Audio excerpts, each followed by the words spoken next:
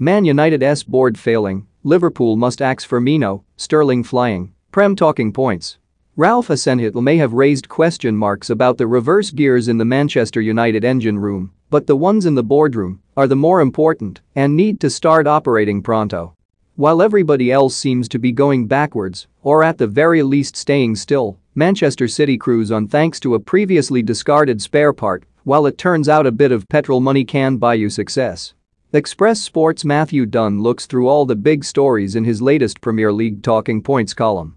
United need to go backwards, to go forward. Why would you track back for Ralf Rangnick, a manager with perhaps just 16 games left in the hot seat with a board that would not back him in January? Southampton manager Ralph Hasenhüttl may have stunned many by openly questioning the shoddy reverse gears throughout the United side, but the ones that need looking at are actually upstairs. If United cannot find the strength to go back on their ludicrous Rangnick appointment as manager, they at least need to find a way to shunt him into the boardroom as soon as possible and bring in a manager who the players will run for. And no, not Ted Lasso. United need to go backwards, to go forward. A short while ago, Raheem Sterling was an extravagance who City had no room for in the team and was rumored to be on his way out of the club. This weekend he overtook Didier Drogba in the all-time Premier League goalscoring lists and has now bagged more hat tricks than Mohamed Salah. Pep Guardiola denies all credit for the fact that Sterling is now playing the best football of his career after sitting out much of the end of last season and the beginning of this. But the reason City will again win the title by a country mile is that Guardiola finds a way continually to refresh his biggest talents, so they are firing when he needs them.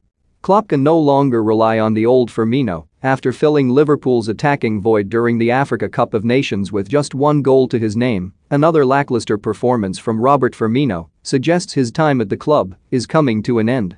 Jurgen Klopp has cleverly reinforced behind Mo Salah and Sadio Mane with Diogo Jota and Luis Diaz, players who will score goals as well as create assists.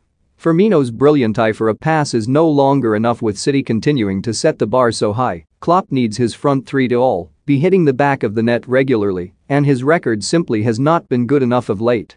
Klopp can no longer rely on the old Firmino. Conte needs to mind the gap talk since Antonio Conte spelt out how big the gap is with teams like Chelsea at the Carabao Cup semi-final first leg. It has just got wider.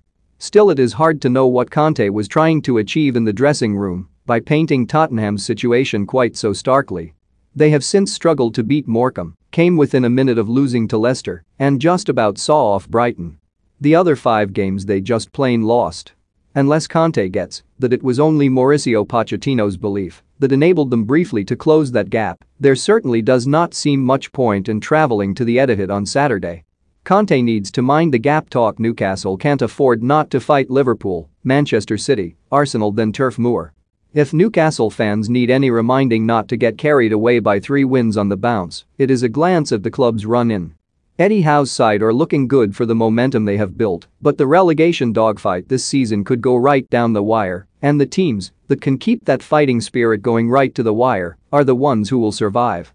To that end, Kieran Trippier's broken foot is a massive loss to the dressing room